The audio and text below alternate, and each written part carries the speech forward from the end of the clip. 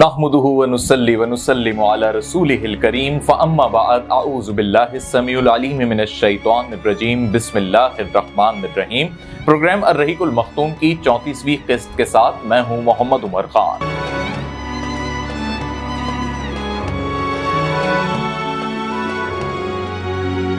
नाज़रीन मोहतरम, गुज़िश्ता किस्त में हमने आपको बताया कि किस तरीके से रसूल अकरम सल्लल्लाहु अलैहि वसल्लम की मक्का वापसी हुई और उसके बाद हज़रत आयशा रज़ी अल्लाह ताला अन्हा से आप सल्लल्लाहु अलैहि वसल्लम का निकाह हुआ।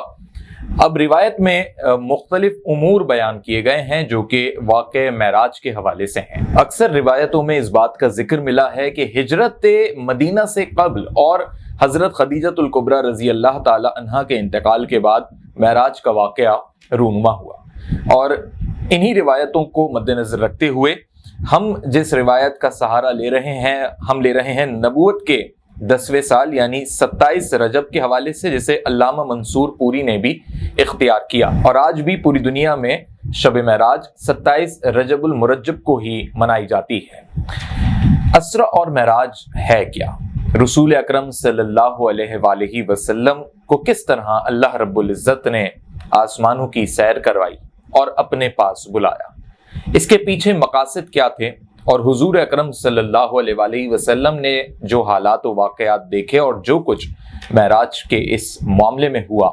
अब मुख्तसरन हम अर्रहीकुल मख्तूम की इस किस्त में बयान करेंगे। कुरान करीम में इसरा के नाम से एक सूरत है और इसी सूरह इसरा के अंदर अल्लाह रब्बुल इज़्ज़त ने फरमाया है कि सुब्हानल्लज़ी असरा बिअब्दिही लैला मिनल मस्जिदिल हरामी इलल मस्जिदिल अक़सा।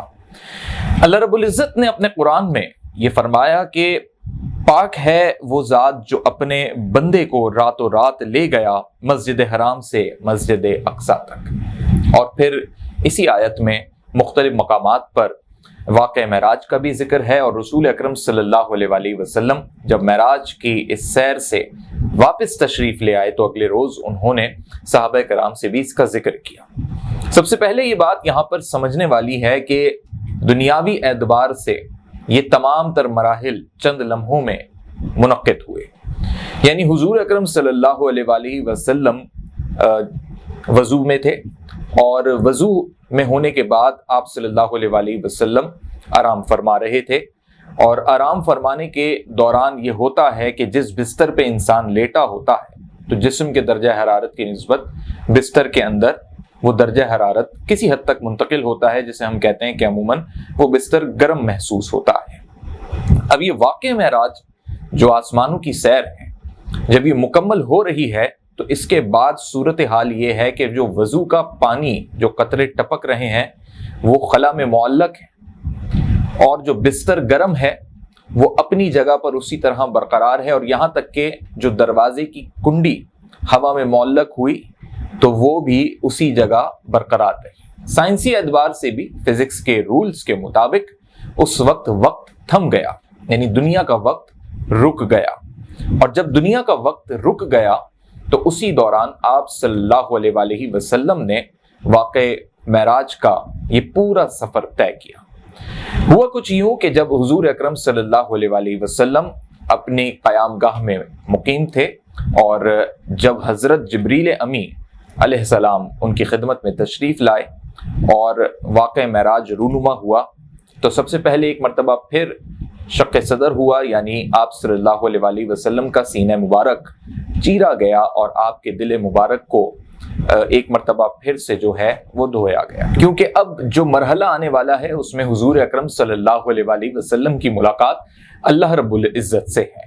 और अल्लाह रब्बुल इज़्ज़त से मुलाकात के लिए सिदरतुल मुंतहा यानी 7वें आसमान से ऊपर के मकाम पर आप सल्लल्लाहु अलैहि वसल्लम को ले जाया जाएगा। कुछ वाक़यात जो मुख्तलिफ रिवायतों से और मुख्तलिफ तसनीफ से हमें मिलते हैं वो इस किस्त में हम आपके सामने रखेंगे कि जिस सवारी पर आपको ले जाया गया वो बुर्राक थी। बुर्राक एक ऐसी सवारी थी जिसका जिस्म जो था वो घोड़े की मानंद था और उसके पर थे, लेकिन उसकी शक्ल जो थी वो इंसान के मानंद थी और इसकी रफ्तार बिजली की रफ्तार से भी कई गुना ज्यादा थी। तो इस सवारी पर आप सल्लल्लाहु अलैहि वसल्लम ने सफर मेराज का आगाज किया। اب آپ صلی اللہ علیہ وسلم مکہ میں موجود ہیں، یعنی مسجد الحرام کے پاس ہیں، اور آپ کو سب سے پہلے مسجد اقصی لے جایا جا رہا ہے، جہاں پر مسلمانوں کا پہلا بیت المقدس یعنی پہلا وہ مرکز تھا جہاں پر مسلمان عبادت کرتے تھے یا اللہ کے ماننے والے عبادت کرتے تھے، یعنی اس جانب عبادت کی جاتی تھی۔ اور بیت المقدس یعنی جس جگہ اب آپ کو لے جایا جا رہا ہے، وہ جگہ حضرت ابراہیم علیہ السلام کے دور سے اللہ کی عبادت کے لیے مخصوص تھی، اور اس جگہ کے حوالے سے کہا جاتا ہے اسلام کی تاریخ میں کئی ایسی باتیں اور کئی ایسی چیزیں شامل ہیں، کئی ایسی نشانیاں شامل ہیں جو حضرت عیسیٰ علیہ السلام، حضرت امام مہدی رضی اللہ تعالی عنہ، اور اسی طریقے سے قیامت سے قبل بھی بہت ساری ایسی نشانیاں جو کہ بیت المقدس کے حوالے سے معروف ہیں اور اپنی ایک تصدیق رکھتی ہیں، قیامت کی نشانیوں میں بھی ان کا شمار ہوتا ہے۔ تو آپ صلی اللہ علیہ وسلم کو مسجد اقصی لے جایا گیا، جو کہ قبلہ اول بھی کہلاتا ہے۔ براق کی سواری پہ جب آپ صلی اللہ علیہ وسلم مکہ سے مسجد اقصی کی جانب تشریف لے جا رہے تھے، تو راستے میں آپ کو ایک ایسی بوڑھی عورت دکھائی دی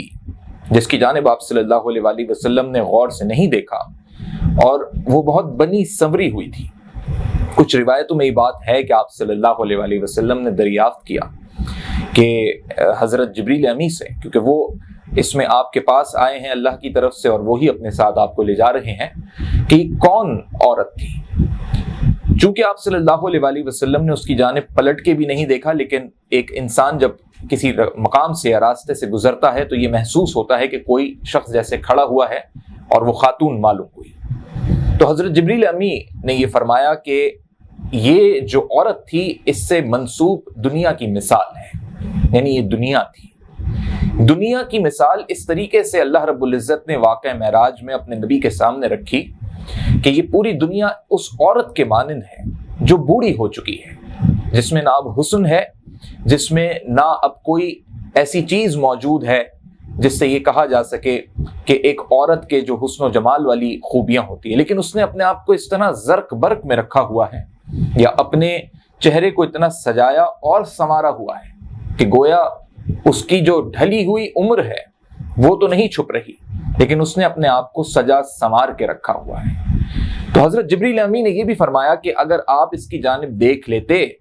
یا آپ اس کی جانب متوجہ ہوتے یا آپ رکتے تو آپ کی امت یعنی امت محمدی دنیاوی معاملات کے اندر، دنیاوی کشش کے اندر اتنی مبتلا ہو جاتی کہ پھر وہ مختلف اقسام کی برائیوں میں پڑ جاتی اور ان کا جینا مرنا صرف اور صرف دنیا کے کاموں کے لیے ہو جاتا۔ تو امت محمدی کا جو بھی شخص یعنی جو سچا امتی ہوگا، جو آپ صلی اللہ علیہ وسلم کی جو روایت ہے کہ جو آپ صلی اللہ علیہ وسلم کی شریعت کے مطابق اپنی زندگی کو بسر کرے گا، گویا وہ اس دنیا کی اس ایسی جھوٹی کشش سے محفوظ رہے گا، اور جب وہ اس دنیا سے جائے گا تو اس کا ایمان کے ساتھ اس دنیا سے جانے کا معاملہ بنے گا۔ تو آپ صلی اللہ علیہ وسلم جب آگے کی جانب بڑھے تو مسجد اقصی پہنچنے کے بعد آپ صلی اللہ علیہ وسلم کا سفر اب آسمانوں کی جانب ہوا، اور واقعی معراج کا جو سب سے بڑا حاصل ہے وہ مسلمانوں کے لیے 5 وقت کی نماز کا فرض ہونا ہے۔ اب یہ مرحلے کیسے ہوئے؟ کیونکہ سب سے پہلے جو آغاز ہو رہا ہے بیت المقدس تک، جب آپ صلی اللہ علیہ وسلم نے یہ سیر کر لی تو وہاں سے پھر آپ صلی اللہ علیہ وسلم نے تمام انبیاء کرام کی امامت کرائی۔ اس طرح آپ صلی اللہ علیہ وسلم کو یہ لقب ہے کہ آپ امام الانبیاء ہیں۔ جتنے 1,24,000 سے کم و بیش انبیاء کرام رسول آپ اللہ رب العزت نے اس دنیا میں بھیجے، جو مختلف اپنی قوموں کے لیے آئے، مختلف دورانیے میں آئے، کچھ نبی ایسے بھی آئے اللہ کی جانب سے جو بہت مختصر عرصے کے لیے آئے، اور کچھ انبیاء کو اللہ رب العزت نے بہت طویل عرصہ بھی دیا۔ تو ان تمام انبیاء کرام نے آپ صلی اللہ علیہ وسلم کی امامت میں نماز پڑھی، اور براق مسجد کے دروازے کے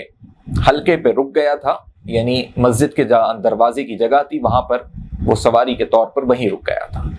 جب آپ صلی اللہ علیہ وسلم نے یہ نماز پڑھائی اور انبیاء نے آپ کی امامت میں نماز پڑھی تو اسی رات آپ صلی اللہ علیہ وآلہ وسلم کو بیت المقدس سے آسمان دکھایا گیا اور پھر آپ کا سفر دنیا سے آسمان کی جانب شروع ہوا، یعنی مسجد اقصی سے آپ نے آسمان کی جانب سفر کا آغاز کیا۔ آپ صلی اللہ علیہ وآلہ وسلم کے لیے آسمان کے دروازے کھول دیے گئے، انسانی تصور میں لانے کے لیے اور سمجھنے کے لیے کہ جس طرح ہم بحیثیت انسان آسمان کی جانب دیکھتے ہیں تو حد نگاہ تک ہمیں آسمان دکھائی دیتا ہے، اور اس کے بعد ہمیں معلوم ہوتا ہے کہ اب وہاں پر آسمان بند ہو گیا، یعنی جو کہکشاں ہے وہ وہاں پر آ کے ختم ہو گئی۔ اس کے بعد کیا ہے وہ ہمیں یعنی ایک عام انسان کو نہیں معلوم۔ ناسا نامی ادارے نے اس پر بڑی تحقیق بھی کی اور آج تک تحقیق کا سلسلہ جاری ہے، اور اب تک انگلیوں پہ گنے جانے والے چند سیاروں کے نام ہی ناسا بتا سکا ہے جو صرف اس کائنات کے حوالے سے ہیں، اور وہ بھی ناسا یہ نہیں کہہ سکتا کہ یہ تمام تر سیارے ہیں اس کائنات کے یا کتنے فیصد ہیں۔ ایسے کئی اور کئی ہزار سیارے اس کائنات میں ہو سکتے ہیں، اور اللہ رب العزت نے اس جیسی، ناسا نے یہ تحقیق ضرور کی ہے کہ اس جیسی ہو سکتا ہے کہ 18,000 سے زائد کائناتیں ہوں، اور یہی ہمیں کچھ احادیث مبارکہ میں بھی اشارے ملتے ہیں کہ ایک دفعہ حضرت جبریل امی سے بھی آپ صلی اللہ علیہ وآلہ وسلم ہم کلام ہوئے تو حضرت جبریل امی علیہ السلام نے یہ بات کہی تھی کہ کم و بیش 18,000 یا اس سے زائد کائناتیں اللہ رب العزت نے ایسی بنائی ہیں جو اگر ہم بحیثیت مسلمان اور انسان دیکھیں تو یہ ہماری صرف ایک کائنات ہے، اور اس ایک کائنات میں ہم صرف ایک سیارے یعنی کرۂ ارض ارتھ پر ہیں، اور اس زمین کے بھی ہم ایک بہت مخصوص سے حصے پر اپنے کسی ملک، کسی شہر یا کسی ایک جگہ پر قیام پذیر ہیں۔ تو اللہ کی قدرت کا اس سے اندازہ لگایا جا سکتا ہے۔ جہاں پر انسان کی حد نگاہ ختم ہوتی ہے وہاں سے آسمان کے دروازے کھلے، اور پھر آپ صلی اللہ علیہ وآلہ وسلم کا یہ سفر شروع ہوا تو آپ صلی اللہ علیہ وآلہ وسلم کو براق کے ذریعے پہلے آسمان پر لے جایا گیا، جہاں پر آپ صلی اللہ علیہ وآلہ وسلم کی ملاقات اپنے جد امجد یعنی ہم سب کے والد، ہم سب کے باپ حضرت آدم علیہ السلام سے ہوئی۔ حضرت آدم علیہ السلام پہلے نبی ہیں اور اس دنیا میں آنے والے پہلے انسان ہیں، اور انسانوں کی تخلیق میں سب سے پہلے تخلیق ہونے والے حضرت آدم علیہ السلام ہیں۔ حضرت آدم علیہ السلام سے جب آپ کی ملاقات ہوئی تو آپ صلی اللہ علیہ وآلہ وسلم نے ان سے ملاقات کی۔ حضرت آدم علیہ السلام نے آپ کو مرحبا کہا، آپ کو سلام پیش کیا آپ صلی اللہ علیہ وآلہ وسلم کو، اور آپ صلی اللہ علیہ وآلہ وسلم نے یہ دیکھا کہ حضرت آدم علیہ السلام جس مقام پر موجود تھے اس پہلے آسمان کے قریب آپ نے دیکھا کہ دائیں جانب کچھ سعادت مند روحیں ہیں اور بائیں جانب بدبختوں کی روحیں ہیں۔ اسے عالم ارواح بھی کہا جاتا ہے۔ عالم ارواح اس مقام کو کہتے ہیں جو لوگ اس دنیا میں ابھی نہیں آئے ان سب کی روحیں اس جگہوں پر موجود ہیں۔ تو ان میں جو سعادت مند روحیں ہیں، جو نیک روحیں ہیں جنہوں نے اس دنیا میں آ کے نیک کام کرنے ہیں، اور جو بدبختوں کی روحیں ہیں، اسی طرح عالم برزخ بھی ہے۔ عالم برزخ وہ مقام ہے کہ جو لوگ اس دنیا میں آئے مر گئے، مرنے کے بعد ان کی روحیں عالم برزخ میں جا کے رک گئیں قیامت تک کے لیے۔ تو جو غلط کام کر کے گئے اس دنیا سے وہ بدبخت روحوں میں شامل ہوں گے، اور جو نیک کام کر کے گئے وہ سعادت مند روحوں میں شامل ہوں گے۔ تو ان مقامات کو آپ صلی اللہ علیہ وآلہ وسلم نے دیکھا۔ پھر آپ صلی اللہ علیہ وآلہ وسلم کو دوسرے آسمان کی جانب لے جایا گیا، اور جب آپ صلی اللہ علیہ وآلہ وسلم دوسرے آسمان پر گئے، وہاں کا دروازہ کھولا گیا تو آپ صلی اللہ علیہ وآلہ وسلم نے وہاں حضرت یحییٰ زکریا علیہ السلام اور حضرت عیسیٰ بن مریم علیہ السلام کو دیکھا۔ آپ نے دونوں سے ملاقات کی، سلام پیش ہوا، اور دونوں نے ہی سلام کا جواب بھی دیا، اور آپ صلی اللہ علیہ وآلہ وسلم کو مبارکباد بھی دی، اور آپ صلی اللہ علیہ وآلہ وسلم کی نبوت کا اقرار کیا۔ یہاں ناظرین یہ بڑی غور طلب بات ہے کہ نبی اکرم محمد صلی اللہ علیہ وآلہ وسلم جس مقام اور آسمان پہ جاتے جا رہے ہیں اور انبیاء کرام سے آپ کی ملاقات ہو رہی ہے تو تمام ہی نبیوں نے آپ کی نبوت کا اقرار کیا۔ ایک طرف آپ صلی اللہ علیہ وآلہ وسلم نے نماز کی امامت کرائی تو آپ امام الانبیاء کہلائے، اور دوسری جانب تمام ہی انبیاء کرام نے آپ صلی اللہ علیہ وآلہ وسلم کی نبوت کا اقرار کیا۔ جس طرح ہم لا الہ الا اللہ محمد رسول اللہ کہتے ہیں، اسی طرح انبیاء کرام نے بھی یہی الفاظ یا اس سے زیادہ کلمات ادا کیے اور آپ کی نبوت کا اقرار کیا، تو اس سے یہ سمجھ آتا ہے کہ امت محمدی کو وہ ممتاز مقام حاصل ہے کہ امت محمدی کا ہر فرد اس بات پر فخر محسوس کرتا ہے، اس بات پر اللہ کا شکر گزار ہے کہ اللہ نے ہمیں جس نبی کا امتی بنایا وہ نبی اکرم محمد صلی اللہ علیہ وآلہ وسلم کا مقام و مرتبہ یہ ہے کہ تمام کائنات تمام جہان ان کے لیے بنے، اور تمام انبیاء کرام جو 1,24,000 سے کم و بیش ہیں، جن کی اپنی اپنی قومیں ہیں، اپنی اپنی امتیں ہیں، اپنی اپنی تاریخ ہے، ان انبیاء کرام نے خود نبی اکرم محمد صلی اللہ علیہ وآلہ وسلم کا اقرار کیا۔ تو یہ بڑی فضیلت کی بات ہے امت محمدی کے لیے، ہم سب کے لیے، کہ ہم اور انبیاء کرام، اور اسی حوالے سے ایک روایت اور ایک حدیث بھی یہ ہے کہ کچھ امتی تو ایسے بھی اٹھائے جائیں گے روز حشر میں جن کے درجات انبیاء کے برابر ہوں گے۔ اللہ اکبر۔ وہ اسی بنیاد پہ ہوں گے کہ جب ایک امتی نبی پاک صلی اللہ علیہ وآلہ وسلم کا دل اور زبان سے اقرار کرتا ہے، توحید پہ آتا ہے، تو اسی طریقے سے جیسے انبیاء کرام نے نبی پاک صلی اللہ علیہ وآلہ وسلم کی نبوت کا اقرار کیا ہے، تو اگر ہمارے اعمال اتنے اچھے ہوں گے، ہم صالحین ہوں گے، ہم شہداء میں شامل ہوں گے، تو اللہ رب العزت نے صرف یہ فضیلت امت محمدی کو دی اور کسی امت کو نہیں دی کہ جب روز حشر میں قیامت کے روز دوبارہ سے ہمارے جسموں کو جوڑ دیا جائے گا اور مٹی سے دوبارہ سے ہم اپنی قبروں سے اٹھیں گے، تو بہت سے ایسے امت محمدی کے لوگ ہوں گے کہ وہ انبیاء کرام کے ساتھ اٹھ رہے ہوں گے۔ اس سے آپ امت محمدی کے ایک ایک فرد کا مقام اور جو اللہ رب العزت نے ایک یہ کہہ لیجئے کہ پروٹوکول رکھا ہے، وہ شاید کیا یقینی طور پہ کسی اور امت میں یہ فضیلت رکھی ہی نہیں، تو یہ ہمارے لیے باعث فضیلت، باعث تکریم، باعث اعزاز ہے۔ اس کے بعد آپ صلی اللہ علیہ وآلہ وسلم تیسرے آسمان پر پہنچے اور وہاں پر حضرت یوسف علیہ السلام کو دیکھا، انہیں بھی سلام پیش کیا، اور حضرت یوسف علیہ السلام کے حوالے سے تاریخ اسلام اس بات کی گواہ ہے کہ حسن میں جو ہے حضرت یوسف علیہ السلام کا ہمیشہ بڑا ذکر رہا ہے، اور حضرت یوسف علیہ السلام اللہ کے بے حد مقرب نبی ہیں۔ اس کے بعد آپ صلی اللہ علیہ وآلہ وسلم کی نبوت کا انہوں نے بھی اقرار کیا۔ پھر چوتھے آسمان پہ آپ کو لے جایا گیا، جہاں پہ حضرت ادریس علیہ السلام کو آپ صلی اللہ علیہ وآلہ وسلم نے دیکھا، انہیں بھی سلام پیش کیا گیا، اور انہوں نے بھی آپ صلی اللہ علیہ وآلہ وسلم کی نبوت کا اقرار کیا۔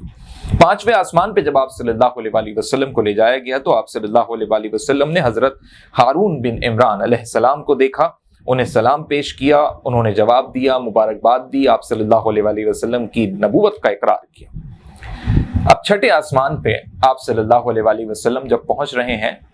تو اس مقام پہ اللہ رب العزت نے حضرت موسیٰ علیہ السلام کو رکھا ہے۔ چھٹے آسمان پہ پہنچنے کے بعد روایتی طور پہ یہی ہوا کہ سلام پیش کیے گئے دونوں جانب سے، اور پھر آپ صلی اللہ علیہ وآلہ وسلم کی نبوت کا اقرار ہوا، لیکن آپ صلی اللہ علیہ وآلہ وسلم سے حضرت موسیٰ علیہ السلام ہم کلام ہوئے اور کچھ باتیں بھی ہوئی۔ چھٹے آسمان پہ آپ صلی اللہ علیہ وآلہ وسلم کئی مرتبہ آئے، کیونکہ جب آپ صلی اللہ علیہ وآلہ وسلم وہاں سے جانے لگے تو حضرت موسیٰ علیہ السلام کو یہ بات اللہ رب العزت نے پہلے ہی بتائی تھی کہ ہم اپنا ایک ایسا نبی اس دنیا میں بھیجیں گے جس کی امت کی فضیلت، جس طرح میں نے ابھی کچھ دیر پہلے بتائی، تو اور بھی بہت ساری فضیلتیں امت محمدی کی بتائی تھیں۔ تو گویا حضرت موسیٰ علیہ السلام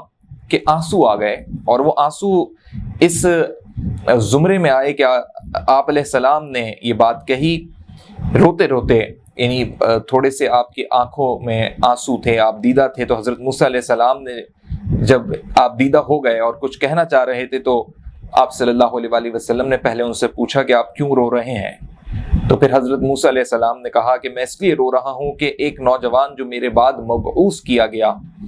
اس کی امت کے لوگ میری امت کے لوگوں سے زیادہ تعداد میں جنت کے اندر داخل ہوں گے۔ یہ بہت بڑی فضیلت کی بات ہے کہ امت محمدی کا ہم ریشو تو نہیں ایکچول پیش کر سکتے، لیکن اگر موسیٰ علیہ السلام یہ بات کہہ رہے ہیں جنہوں نے بنی اسرائیل کے لیے فرعون سے انہیں نجات دلوائی، اور جس طریقے سے اللہ کے دین کو انہوں نے ہمیشہ ترجیحی بنیادوں پہ قربانیاں دی، لوگوں کو جوڑا، اور پھر جب فرعون غارت ہو گیا تو اس کے بعد پھر بنی اسرائیل جس طریقے سے منحرف ہوئے، انہوں نے شرک شروع کیا، پھر دوبارہ اپنی قوم کی انہوں نے تصحیح کے لیے بہت سمجھایا، بڑی نعمتیں آئیں ان کی امت کے لیے، بنی اسرائیل کے لیے آسمان سے من و سلوہ آئے۔ یعنی حضرت موسیٰ علیہ السلام کی اپنی امت سے محبت اور یہ کوشش کہ وہ دائرہ اسلام میں یا اللہ کو ماننے والوں میں شامل رہیں کہ قیامت کے روز وہ سرخرو ہوں، اپنی قوم کو دیکھیں کہ جو انہوں نے محنت کی اپنی قوم کے لیے، جو قربانیاں دی حضرت موسیٰ علیہ السلام نے. تو ایک نبی کی بھی یہ خواہش ہوتی ہے کہ اس کی قوم کے لوگ جو ہیں وہ پھر روز حشر میں سرخرو ہوں، اللہ کے دیندار اور صالحین میں شامل ہوں اور صدیقین میں شامل ہوں، اور پھر ان کو بھی جنت ملے. لیکن ان کی قوم نے بے انتہا جو انہیں بھی ستایا حضرت موسیٰ علیہ السلام کو، اور ان کی قوم نے بے انتہا اللہ کے دین سے انحراف کیا اور کھلی نشانیاں دیکھنے کے بعد کیا. یعنی کوہ طور کا جو سیاہ ہونا ہے، اس سے بڑھ کے کوئی کھلی نشانی نہیں تھی. اور بھی بے شمار معجزات حضرت موسیٰ علیہ السلام کے ذریعے ان کی قوم نے دیکھے تھے، لیکن اس کے باوجود وہ اللہ کے نیک بندے نہیں بن سکے. اور پھر جب آپ صلی اللہ علیہ وآلہ وسلم کی امت کے حوالے سے یہ بشارت دی گئی تھی کہ موسیٰ آپ کے بعد ایک نبی آئیں گے، تو ان کی امت سب سے زیادہ تعداد میں جنت میں داخل ہوگی. تو انہیں اس بات کا افسوس نہیں تھا موسیٰ علیہ السلام کو کہ ان کی امت کیوں، یعنی امت محمدی کیوں اتنی بڑی تعداد میں داخل ہوگی جنت میں. در حقیقت ان کو افسوس اپنی اس قوم پہ تھا، اور ان کا وہ جو آبدیدہ ہونا تھا وہ اپنی قوم کے حوالے سے تھا کہ مطلب ایک نبی کی یہ خواہش تھی کہ کاش میری قوم بھی جو ہے وہ سدھر جاتی، کاش میری قوم بھی جو ہے وہ سمجھ جاتی کہ اتنے معجزات، اتنی نعمتیں، اتنا مشکل مرحلے سے فرعون کی فرعونیت اور خدائیت سے چھٹکارا دلوایا تھا کہ عام بات نہیں تھی، لیکن ان کی قوم نہیں سدھری تھی. اس کے بعد آپ صلی اللہ علیہ وآلہ وسلم 7ویں آسمان پر گئے، اور وہاں آپ صلی اللہ علیہ وآلہ وسلم کی ملاقات حضرت ابراہیم علیہ السلام سے ہوئی. آپ صلی اللہ علیہ وآلہ وسلم نے انہیں بھی سلام پیش کیا. حضرت ابراہیم علیہ السلام کی جانب سے بھی نبوت کا اقرار ہوا. اب اس کے بعد کا جو مرحلہ ہے، اس سے قبل آپ صلی اللہ علیہ وآلہ وسلم کو جنت اور دوزخ کی بھی سیر کرائی گئی. واقعہ معراج کو اگر ہم بیان کریں تو یہ ایک بہت بڑا طویل واقعہ ہے. ایک روایت یہ ہے کہ انسانی زندگی کے 27 برس اس واقعے میں گزرے ہیں، اور اس روایت کو مد نظر رکھتے ہوئے ہم حضور اکرم صلی اللہ علیہ وآلہ وسلم کی عمر مبارک کا اندازہ یوں لگا سکتے ہیں کہ اس دنیا میں آپ صلی اللہ علیہ وآلہ وسلم نے 63 برس گزارے، جو زندگی صحابہ کرام نے اور تمام لوگوں نے دیکھی.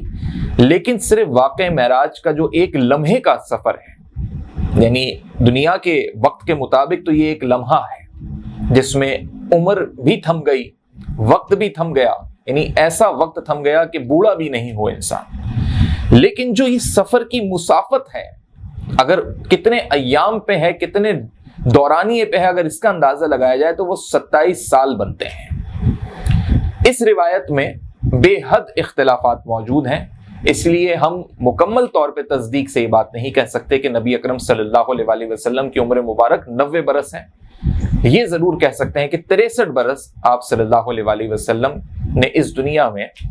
ہمارے سامنے، یعنی تاریخ اسلام کی مطابق اس دنیا میں لوگوں کے سامنے آپ نے گزارے. لیکن اندازہ پھر بھی یہ لگایا جا سکتا ہے کہ 7ویں آسمان تک جانا،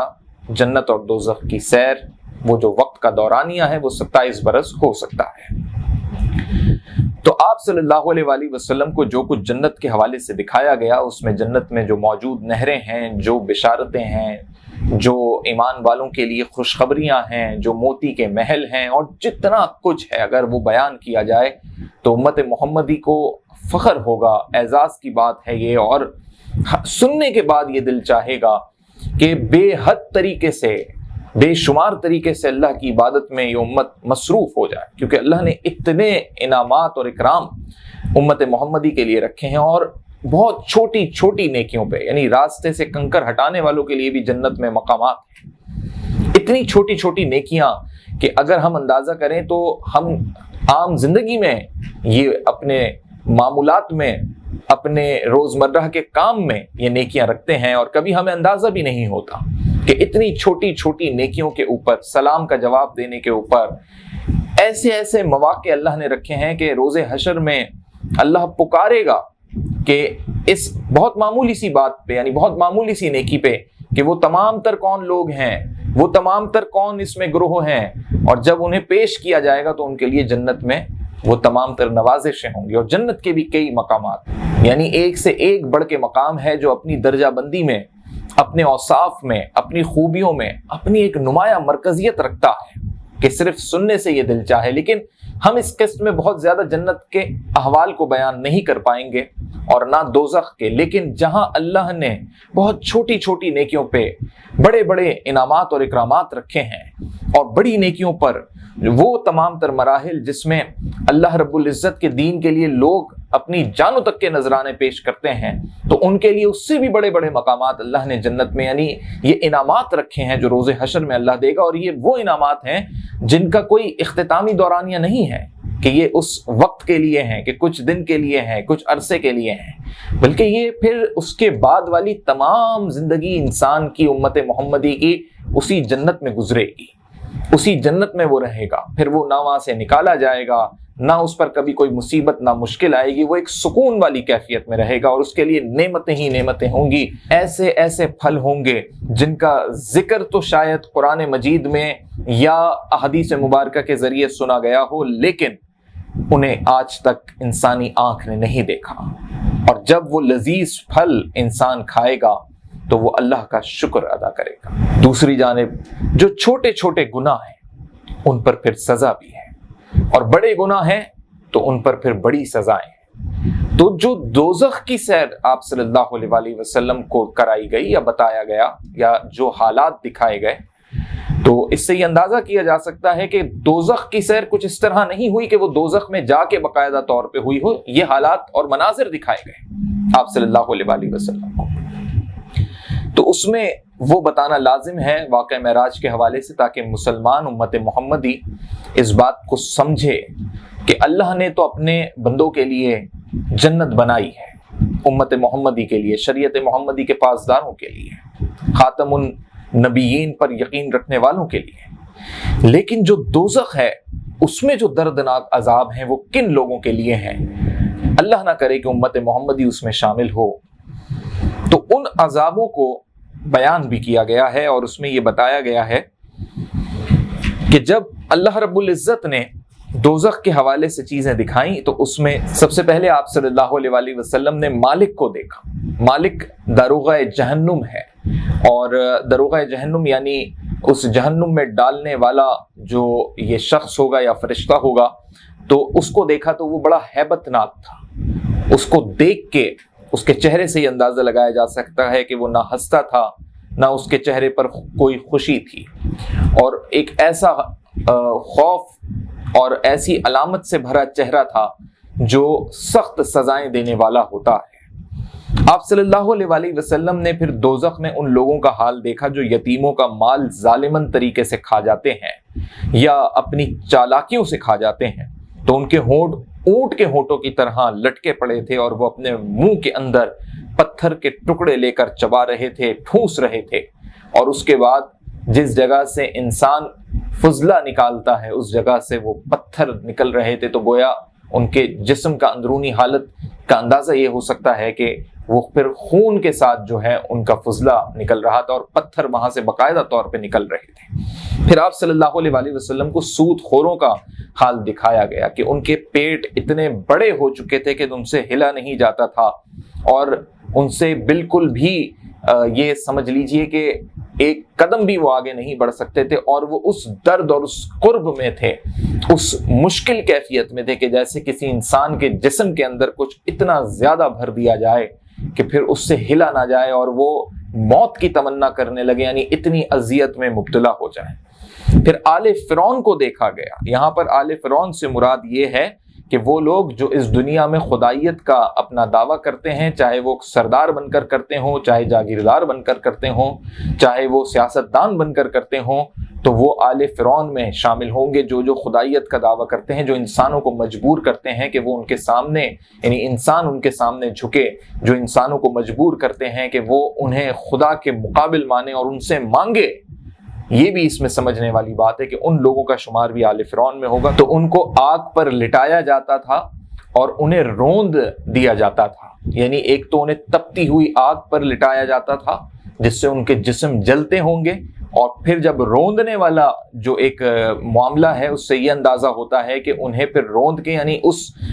دہکتے ہوئے انگاروں کے اوپر، اس آگ کے اوپر اور دبایا جاتا تھا، روند دیا جاتا تھا یہ ہے ان لوگوں کی سزا جو اپنے آپ کو خدا کے مقابل مانتے ہیں، یا لوگوں کو یہ کہتے ہیں کہ وہ ان سے مانگیں اور اللہ کے مقابل سمجھنے لگ جائیں، یا وہ اپنی فرعونیت ان کے سامنے لاتے ہیں اور عام انسانوں پہ ظلم ڈھاتے ہیں۔ پھر آپ صلی اللہ علیہ وآلہ وسلم نے زنا کاروں کو بھی دیکھا۔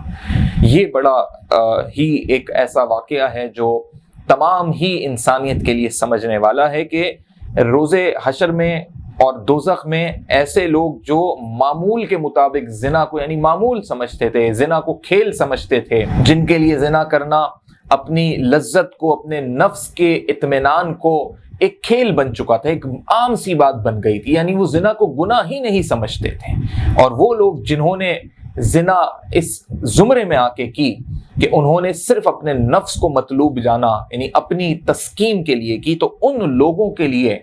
جو سزائیں ہیں، یہ تمام زناکاروں کے لیے وہ سزائیں ایسی ہیں کہ دوزخ میں ان کے سامنے ایک تازہ گوشت رکھا جائے گا، اور پھر ان کے سامنے اسی جگہ ایک انتہائی بدبودار سڑا ہوا گوشت کہ ایک عام انسان، یعنی ہماری آپ کی زندگی میں اگر کوئی گندگی ہمارے سامنے رکھی جائے، اور بالخصوص جب کھانے پینے کی چیزوں پہ کوئی گندگی ہو تو ہمیں ویسے ہی کراہیت آتی ہے، تو بہت درجہ سڑا ہوا چھیچڑے نما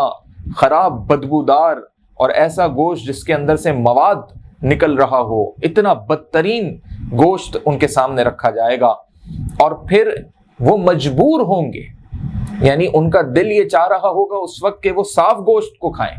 اور جب داروغہ جہنم کا حکم ہوگا کہ تم اس گوشت کو کھاؤ جو بہت ہی بدبودار گوشت ہوگا کیونکہ وہ سزا ہوگی ان کی، تو وہ اس داروغہ جہنم کے حکم پر کیونکہ نہیں کھائیں گے تو سزا ملے گی، اور پھر وہ جب کھائیں گے تو ان کو اس سے اندازہ ہوگا، یعنی ایک ذہنی اور جسمانی طور پہ ان کے اندر کی یہ کیفیت ہوگی کہ وہ مرنے کو ترجیح دیں گے اس گوشت کے کھاتے ہوئے، لیکن انہیں وہ گوشت کھلایا جائے گا اور اس سے ان کی موت واقع ہوگی، اور بار بار اٹھا کے ان کو اس طریقے کا گوشت کھلایا جائے گا، جس سے یہ ثابت ہوتا ہے کہ زنا کی کتنی ناپسندیدگی ہے اللہ کی جانب سے اور کیا اس کی سزا ہے جہنم میں۔ آگے آپ صلی اللہ علیہ وآلہ وسلم نے ان عورتوں کو دیکھا جو اپنے شوہروں کی نافرمان تھیں، یعنی وہ عورتیں جو اپنے شوہروں کے اوپر حکم چلاتی تھیں، اپنے شوہروں کو بے حد پریشان کرتی تھیں، وہ عورتیں جنہوں نے اپنے شوہروں سے بے جا ایسی خواہشات کی ہوں گی، بے جا ایسے مواقع ان کے سامنے رکھے ہوں گے کہ ان کے شوہر اس دنیا میں بے حد ساری عمر ان سے پریشان رہے ہوں گے، تو یہ عورتیں جو اپنے شوہروں سے بدگوئی کرتی تھیں، بد کلامی کرتی تھیں، تو وہ الٹی اپنی چٹیا کے بل لٹکی ہوئی تھی، یہ ان کی سزائیں تھیں۔ ناظرین کرام، یہ سزائیں صرف اس حد تک ہیں جو بدگوئی، بدسلوکی، احترام نہ کرنے والی کیفیت کے حوالے سے ہیں۔ آگے کی جو سزائیں ہیں وہ اس سے زیادہ ہیں، اور اس کا جو سبب ہے وہ اس سے زیادہ ہے، یعنی ان سزاؤں کا سبب بھی زیادہ ہے کہ اب ان عورتوں کا ذکر ہو رہا ہے جو چھپ چھپ کے زنا کرتی تھیں، بدکاری کرتی تھیں، اور انہوں نے ایسی بدکاریاں اس دنیا میں کی ہوں گی کہ وہ ہوں گی کسی کے نکاح میں، لیکن انہوں نے اولادیں کسی اور مرد کی پیدا کی ہوں گی، یعنی انہوں نے جو حمل ٹھہرایا ہوگا وہ کسی اور مرد کے نطفے سے ٹھہرایا ہوگا جو کہ ایک حرام ہوگا، اور ان میں بیشتر ایسے مرد ہوں گے جنہیں یہ بات معلوم نہیں ہوگی کہ وہ جسے اپنی اولاد سمجھتے ہیں وہ اولادیں ان کی نہیں ہیں بلکہ وہ کسی اور مرد کی ہیں۔ اور اسی حوالے سے اللہ رب العزت جب قیامت میں لوگوں کو اٹھائے گا تو ان کو ان کی والدہ کے نام سے اٹھائے گا، کیونکہ اس روز اس کی ماں اس بات کی تصدیق کرے گی کہ وہ شخص، وہ اولاد، چاہے وہ مرد ہو یا عورت، وہ در حقیقت کس کی اولاد ہے، اس کا باپ در حقیقت کون ہے۔ تو گویا وہ عورتیں جو بدکاری کرتی تھیں، جو ایک شخص کے نکاح میں رہتے ہوئے دوسروں سے زنا کرتی تھیں یا حمل ٹھہراتی تھیں جو کسی اور مرد کا ہوتا تھا، اور سائنٹیفکلی اعتبار سے بھی اس بات کو مد نظر رکھنا چاہیے جو اسلام کے اندر بے حد ممنوع، بے حد بڑے گناہ میں تصور ہوتی ہے، اور اس کا بے حد جو ہے منع کیا گیا ہے کہ جو بیبی ٹیسٹ ٹیوب بچے ہوتے ہیں جس میں یہ کہا جاتا ہے کہ اس میں جو اسپرم ہوتا ہے وہ کسی اور مرد کا ہوتا ہے، اور وہ لوگ جو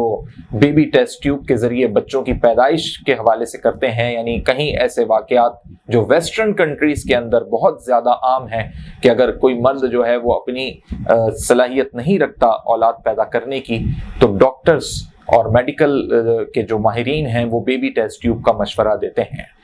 تو وہ بھی اس زمرے میں شامل ہوں گی روز حشر میں، کیونکہ ان عورتوں نے بے شک زنا نہیں کی ہوگی، بدکاری نہیں کی ہوگی، لیکن حمل جو ٹھہرایا ہوگا وہ کسی اور مرد کے نطفے کا ہوگا۔ اور اللہ نے یہ چیزیں اپنی قدرت میں رکھی ہیں، یعنی اگر کسی کو اولاد نہیں ہو رہی، تاخیر ہو رہی ہے،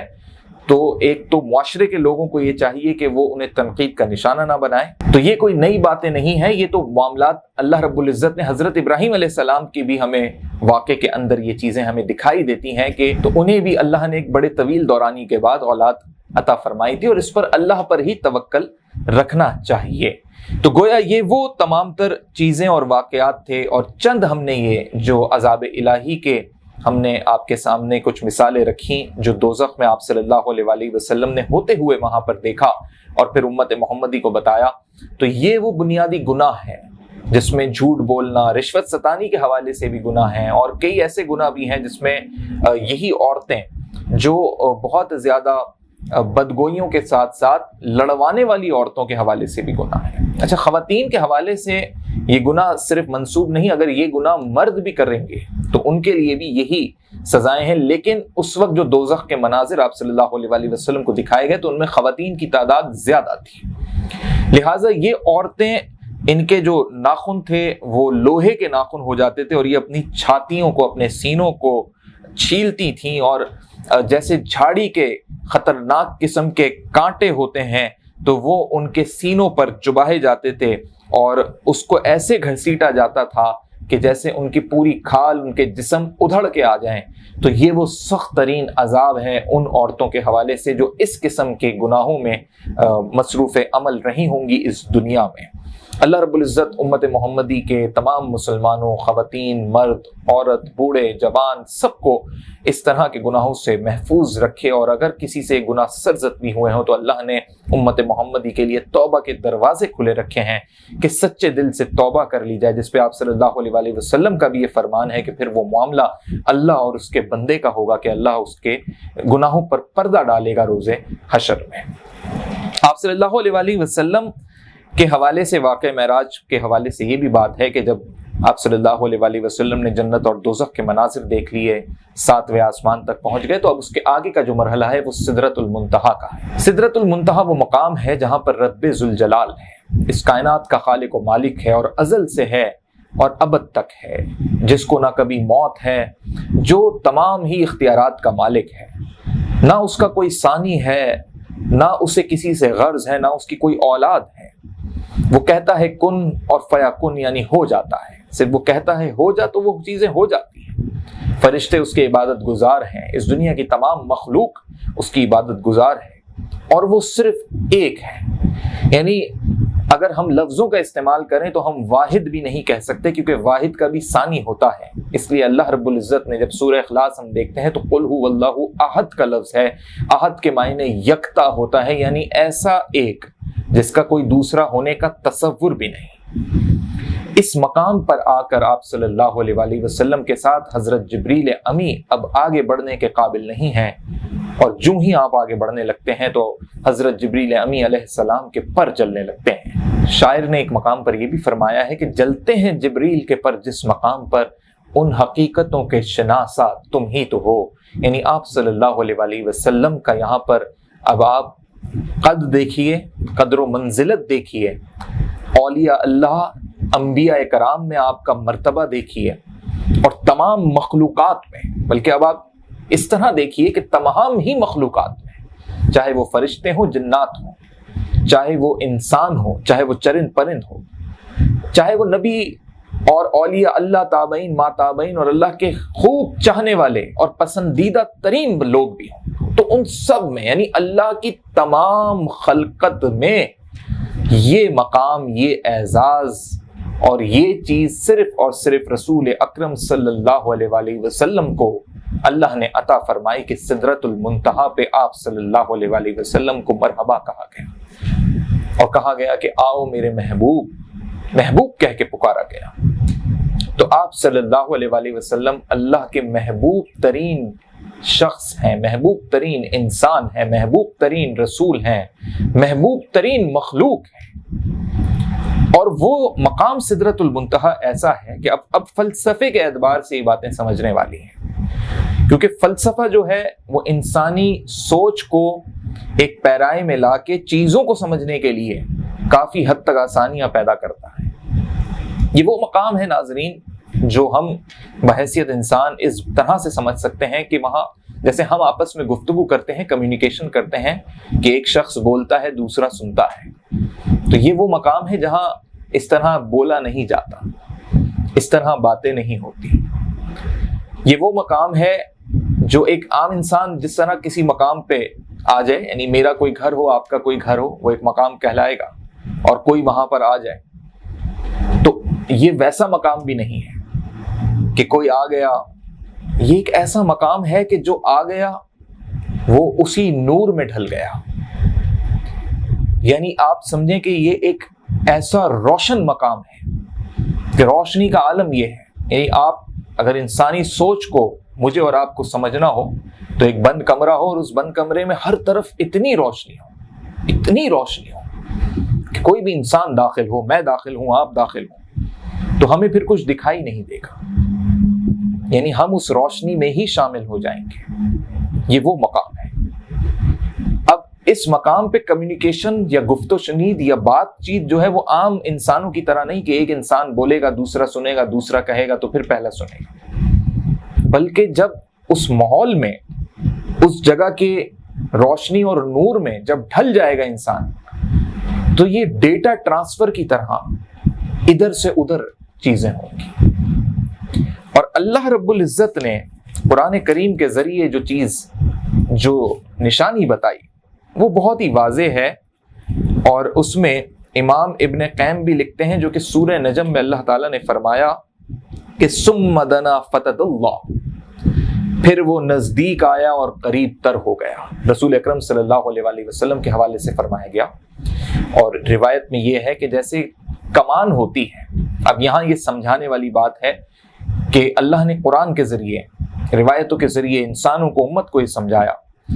کہ جب آپ صلی اللہ علیہ وآلہ وسلم قریب آئے تو مزید قریب تر ہوتے چلے گئے۔ تو قریب تر سے کیا مراد ہے؟ قریب تر سے مراد ہے ہم قریب تر، انسان اسی کو سمجھتا ہے جہاں پہ آگے معاملہ ختم ہو جائے، یعنی ایک دیوار ہو، ہم کہیں کہ اس کے قریب جاؤ تو ایک انسان قریب جائے گا تو رک جائے گا، اس کے بعد وہ کہے گا کہ اب آگے تو دیوار آ گئی۔ اور قریب تر یہ ہوگا کہ اتنا قریب چلے جاؤ کہ فرق محسوس نہیں ہوگا کہ آگے دیوار اور انسان میں اب مطلب آپس میں مل جاؤ بالکل،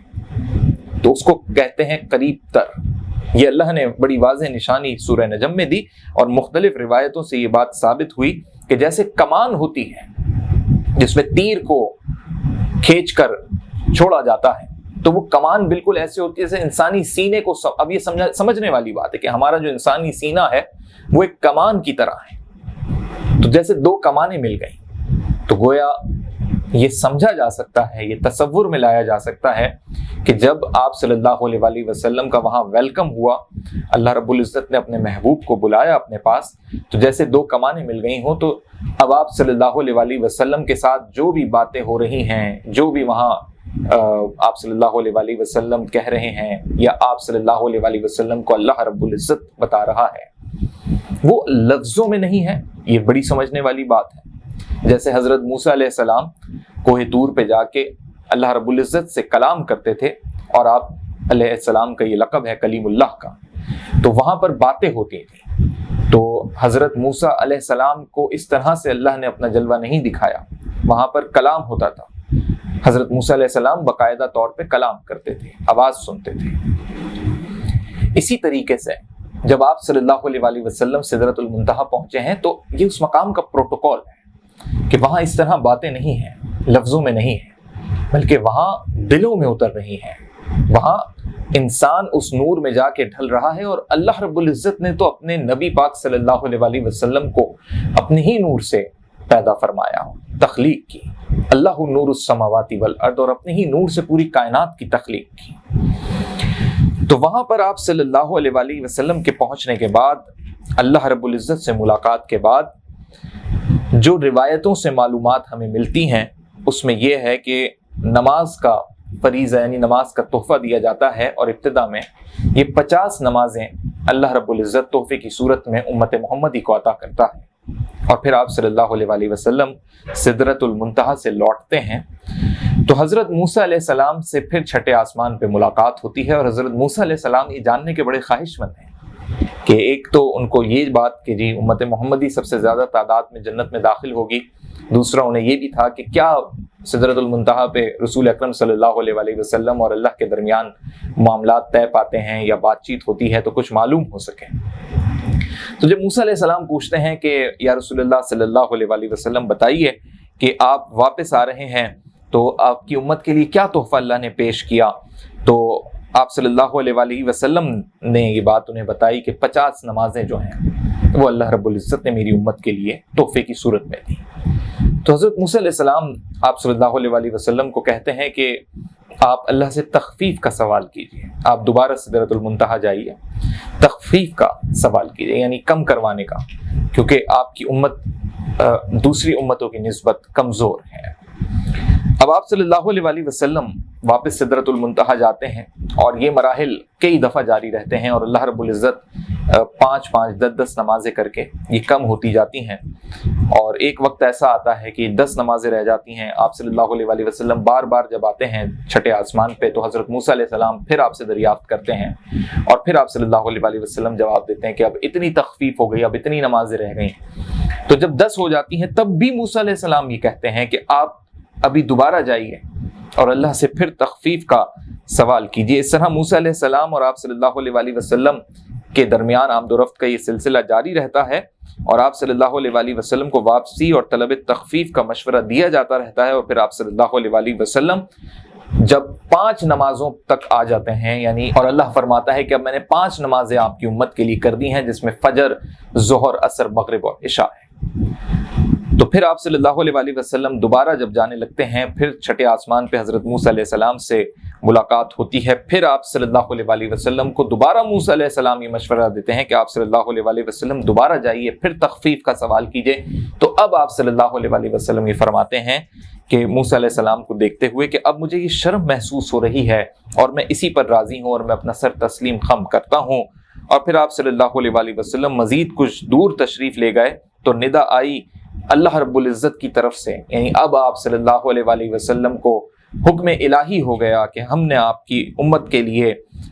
جتنی 45 نمازیں تھیں وہ تخفیف اس کی کر دی ہے، اور اب اپنا ہم نے یہ فریضہ آپ کی امت پہ نافذ کر دیا ہے۔